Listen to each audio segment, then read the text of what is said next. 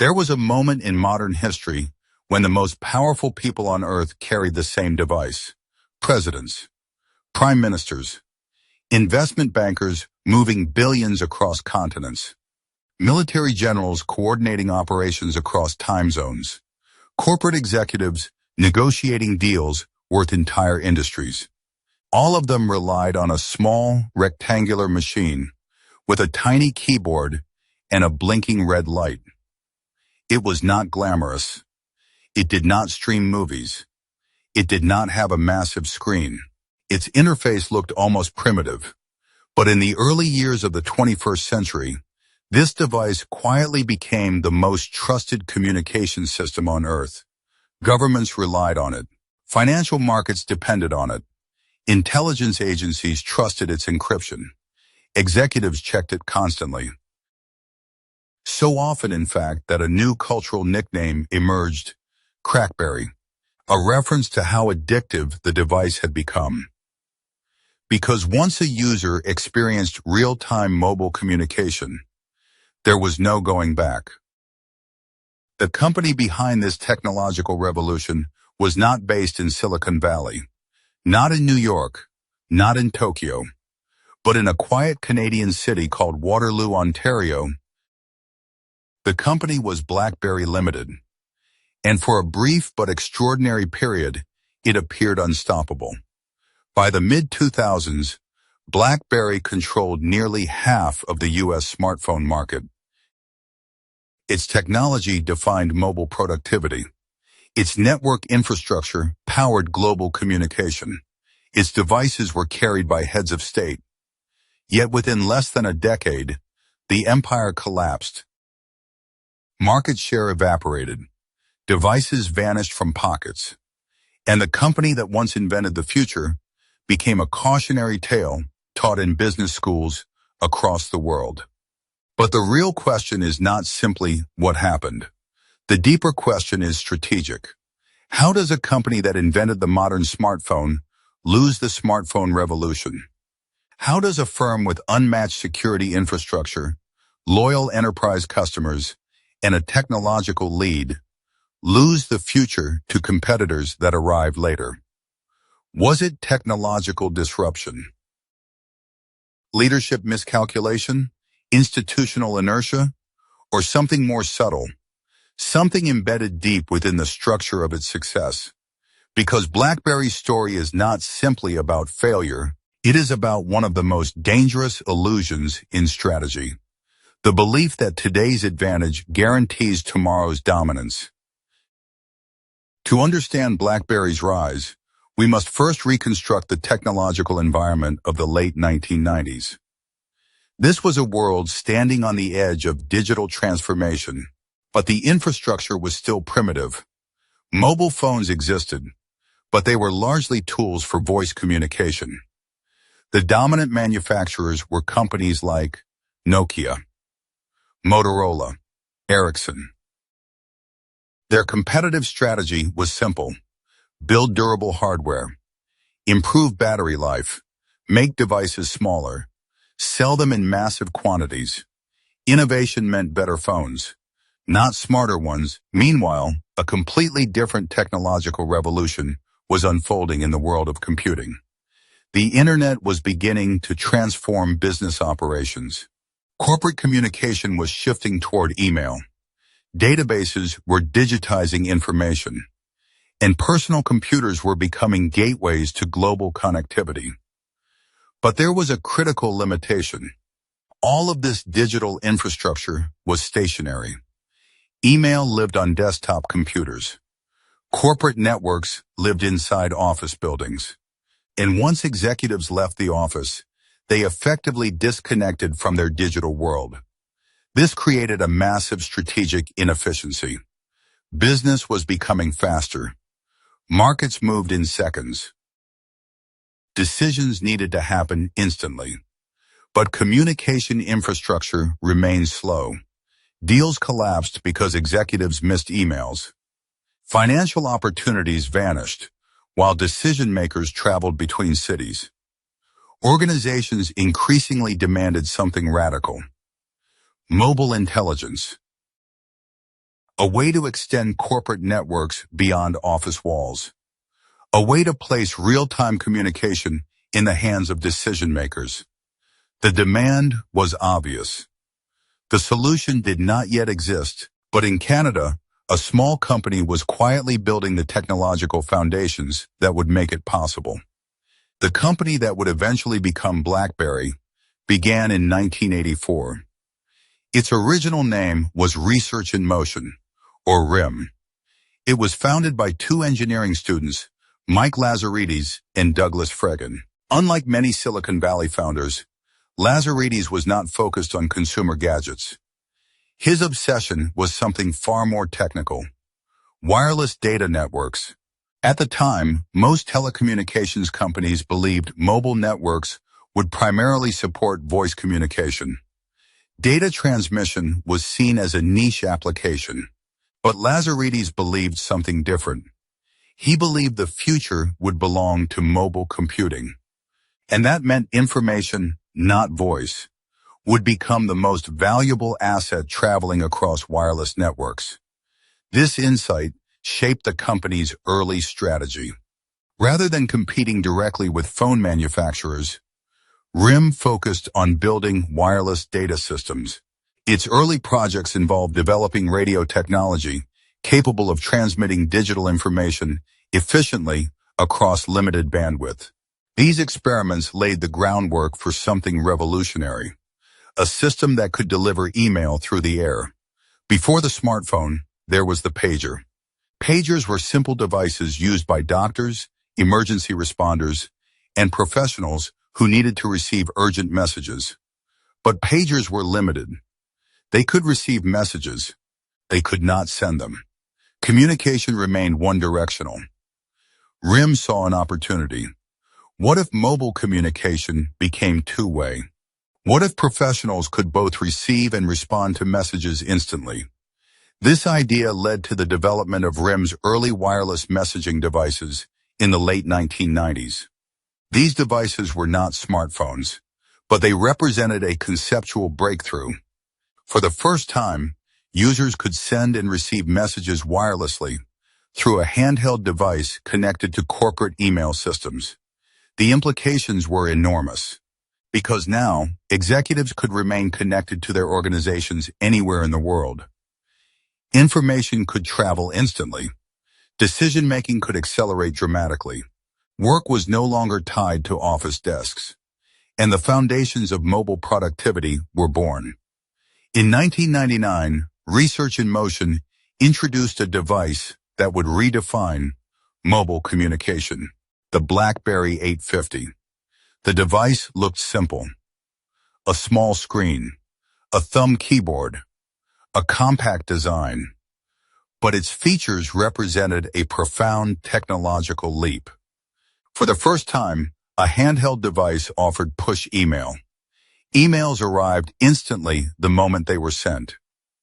No refreshing, no manual checking, just a blinking notification light signaling new information. This tiny design choice created a powerful psychological effect. Users became conditioned to check their devices constantly. Executives began responding to messages within seconds. The pace of corporate communication accelerated dramatically. And soon, a new cultural phenomenon emerged: BlackBerry addiction. The nickname Crackberry spread across Wall Street and Silicon Valley, not because the device entertained users, but because it made them permanently connected to the flow of information. BlackBerry's brilliance was not merely the device. It was the system architecture behind it. While most technology companies sold hardware products, BlackBerry built an integrated communication ecosystem. This ecosystem consisted of three strategic components: the device, the network, and the enterprise infrastructure. Together, they formed one of the most sophisticated mobile communication systems ever built. The BlackBerry devices were engineered specifically for productivity. Their defining features included a physical keyboards, optimized messaging software, exceptional battery life, efficient data processing. Unlike entertainment, strategic reflection, the leadership paradox of market dominance, BlackBerry's story forces us to confront a deeply uncomfortable truth about leadership in the modern economy. Success is often the very force that blinds organizations to the future. When BlackBerry dominated global mobile communication, its leadership believed they had solved the fundamental problem of mobile productivity. And in many ways, they had. Their devices were efficient. Their networks were secure. Their enterprise infrastructure was unmatched. But the world around them was evolving in ways that their strategy did not fully anticipate. And this is where the true lesson begins. Because strategic leadership in the 21st century is not about defending today's advantage. It is about understanding how the definition of advantage itself can change. The illusion of permanent advantage at the peak of its influence, BlackBerry possessed nearly every competitive strength that modern business theory celebrates. It had technological superiority, a loyal institutional customers, a high switching costs, a global brand authority, and recurring revenue streams.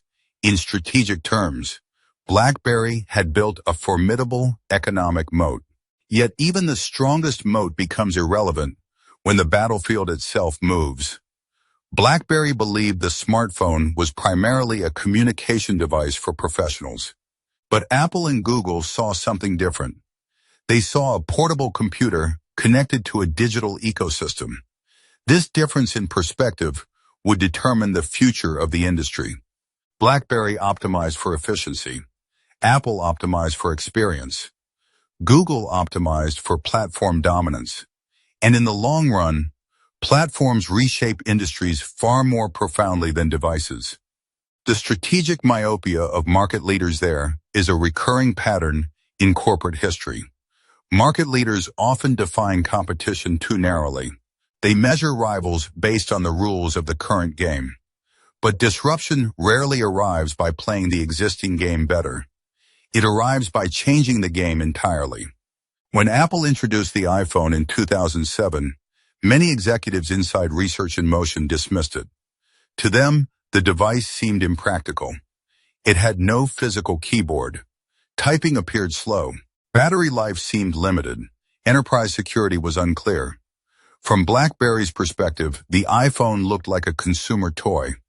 What they did not fully recognize was that Apple was not competing in the same category.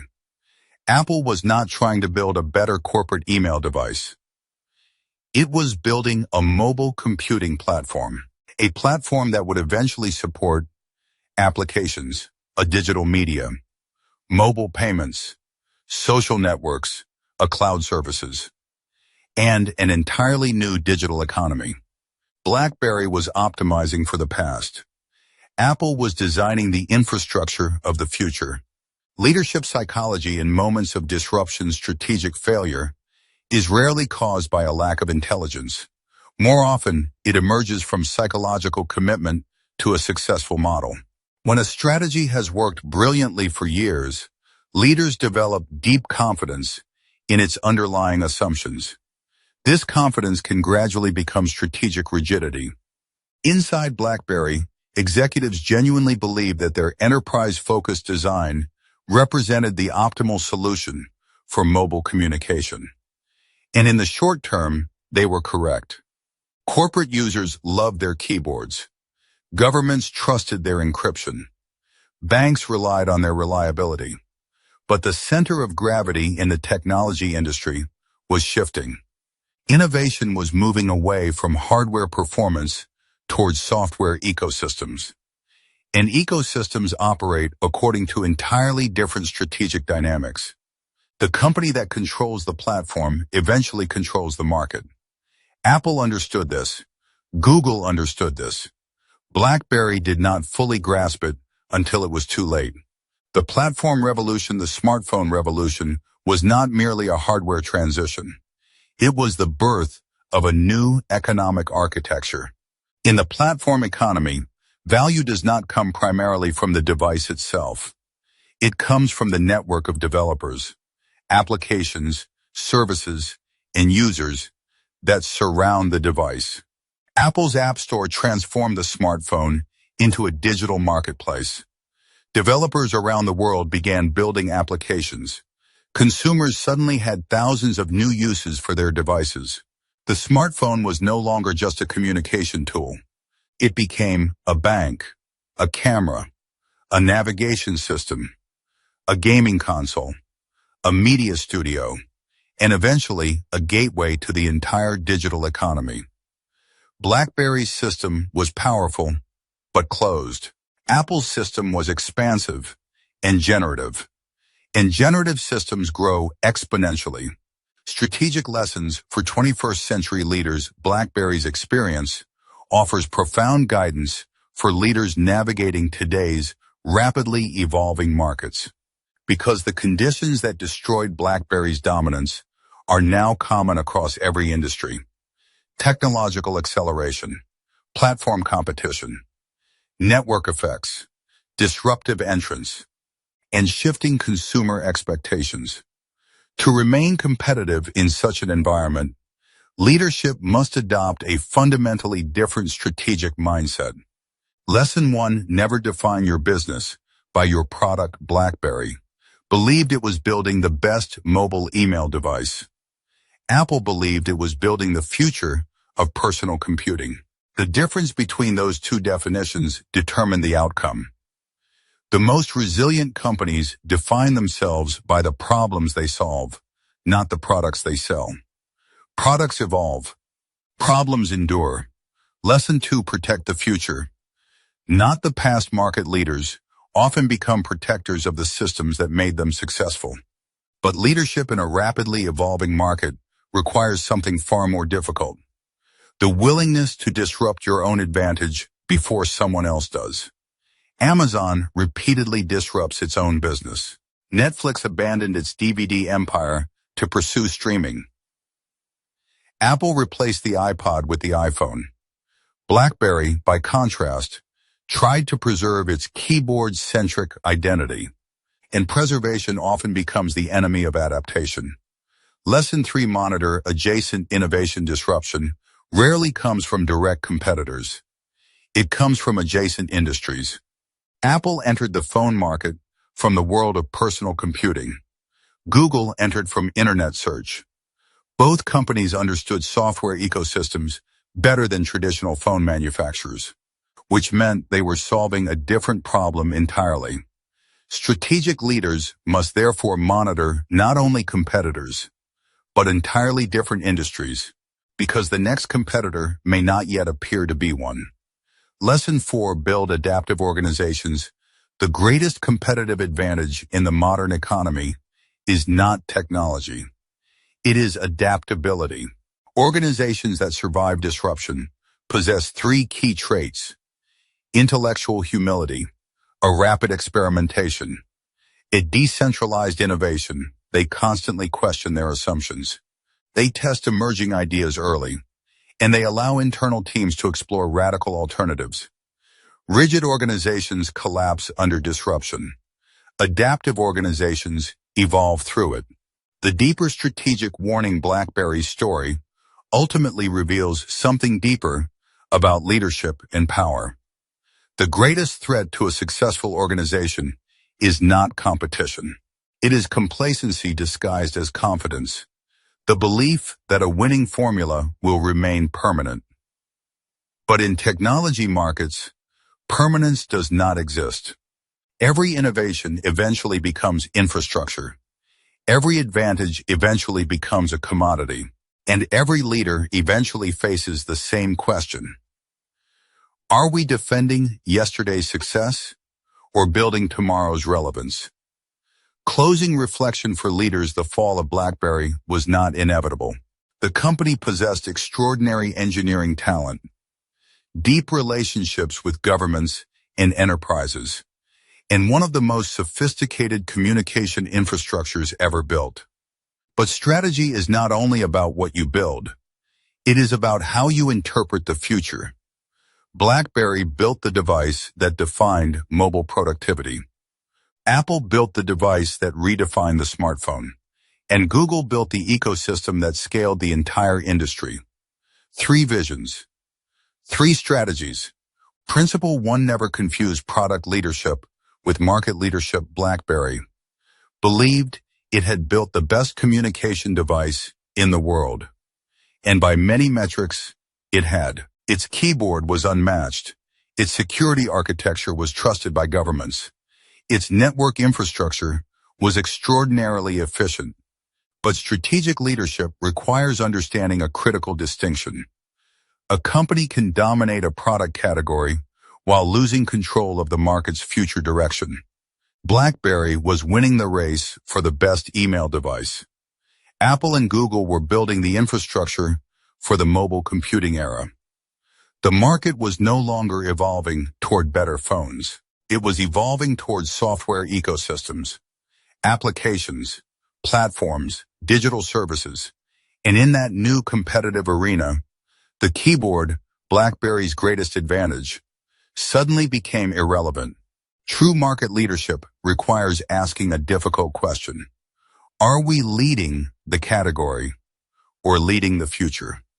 Principle 2. Disrupt yourself before someone else does. One of the most dangerous forces inside successful companies is internal protection of the existing business model. BlackBerry's revenue depended heavily on its secure messaging network and its enterprise service fees. This architecture generated billions in recurring income. But it also created a strategic trap. The company became deeply invested in protecting the structure that made it successful. Apple, by contrast, had no legacy smartphone business to defend. It could redesign the mobile experience from first principles. The touchscreen, the full web browser, the application ecosystem. Each of these decisions disrupted the assumptions that defined BlackBerry's products. But BlackBerry hesitated because disrupting the keyboard-centric device risked undermining the company's existing advantage. And in innovation cycles, hesitation is often fatal. The companies that dominate new technological eras are usually those willing to destroy their own past success first. Principle 3. Platforms always beat devices. Devices create customers. Platforms create ecosystems, and ecosystems create industries. BlackBerry built a brilliant device supported by a powerful communication network. But Apple built something fundamentally different, a platform. The introduction of the App Store transformed the smartphone from a communication tool into a digital marketplace. Developers across the world began creating applications. Consumers suddenly had thousands of new reasons to use their phones. The device became a gateway to services, payments, entertainment, transportation, healthcare, education. And once developers began building for iOS and Android, network effects took hold. More developers created more applications. More applications attracted more users. More users attracted more developers. The ecosystem began expanding exponentially. BlackBerry's system, by comparison, remained tightly controlled and limited. It optimized security and efficiency, but it never evolved into a truly generative platform. And in the modern digital economy, platforms eventually outscale products. Principle 4. Watch the edges of your industry. Disruption rarely comes from the companies you consider your competitors. It often comes from adjacent industries. When Apple entered the phone market, it was not originally a telecommunications company. It was a personal computer manufacturer. Google was not a phone company either. It was a search engine. But both companies possessed strategic capabilities that traditional phone manufacturers underestimated. Apple understood user experience design better than anyone in consumer electronics. Google understood software ecosystems and internet infrastructure better than any company in the world. Together, they redefined what a phone could become. BlackBerry, focused on enterprise communication, did not initially view them as direct threats. But by the time the strategic implications became clear, the competitive landscape had already shifted. For modern leaders, the lesson is clear. Your most dangerous competitor may not yet appear to be one. Principle 5, never ignore consumer behavior shifts. BlackBerry designed its products primarily for corporate professionals. Its leadership believed the enterprise market would remain the dominant driver of smartphone adoption. But Apple recognized something BlackBerry underestimated. Consumer behavior was evolving rapidly. Individuals wanted powerful devices for personal use. And once consumers adopted smartphones en masse, corporate behavior followed. Employees began bringing their own devices into the workplace. This phenomenon became known as Bring Your Own Device, or BYOD. Suddenly, IT departments could no longer dictate which devices employees used. Workers demanded iPhones and Android phones, and companies adapted. The power balance shifted. Consumers began shaping enterprise technology decisions. BlackBerry had optimized for corporate buyers, but the market was increasingly driven by individual users, and the center of gravity moved with them. Principle 6, strategic confidence must never become strategic rigidity inside successful organizations. Confidence is often rewarded. Teams that built successful products gain influence. Strategies that generated growth gain internal legitimacy. Over time, these successes form powerful institutional narratives. Narratives about what works. Narratives about what customers want. Narratives about how the market operates. But when industries transform, those narratives can become liabilities. Inside Research in Motion, the belief in the superiority of the physical keyboard remained deeply embedded in the company's identity. Executives genuinely believed customers would never accept typing on glass screens. And for years, that belief seemed reasonable, until suddenly it wasn't. Touchscreen technology improved. Software keyboards became more responsive, and consumers adapted faster than expected. Strategic leaders must therefore cultivate something rare inside successful organizations. Intellectual humility. The willingness to question even the strategies that once made the company great. Principle 7, the future belongs to organizations that learn faster than the market changes in the modern economy. The most important competitive advantage is not technology. It is learning speed. Markets evolve quickly. Technologies shift. Consumer expectations transform. Organizations that succeed are those capable of continuous adaptation. They experiment aggressively. They monitor weak signals. They embrace uncomfortable ideas early. Apple and Google demonstrated extraordinary adaptability during the smartphone revolution. They iterated rapidly, expanded ecosystems, and continuously redefined the boundaries of the device.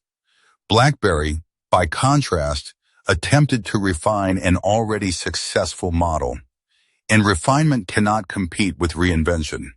The strategic warning for modern leaders, BlackBerry's fall, was not simply a corporate miscalculation. It was a warning about the dangers of strategic comfort. Because the moment an organization believes it has perfected its industry, it becomes vulnerable to someone who is reinventing it. And in every industry today, from banking to healthcare, from logistics to artificial intelligence, the same dynamics are unfolding. New entrants are not merely competing with existing products. They are redefining entire systems, which means the most important question leaders must ask is no longer Trasholankan. How do we protect our advantage? The real question is far more unsettling. What advantage are we building for a world that does not yet exist?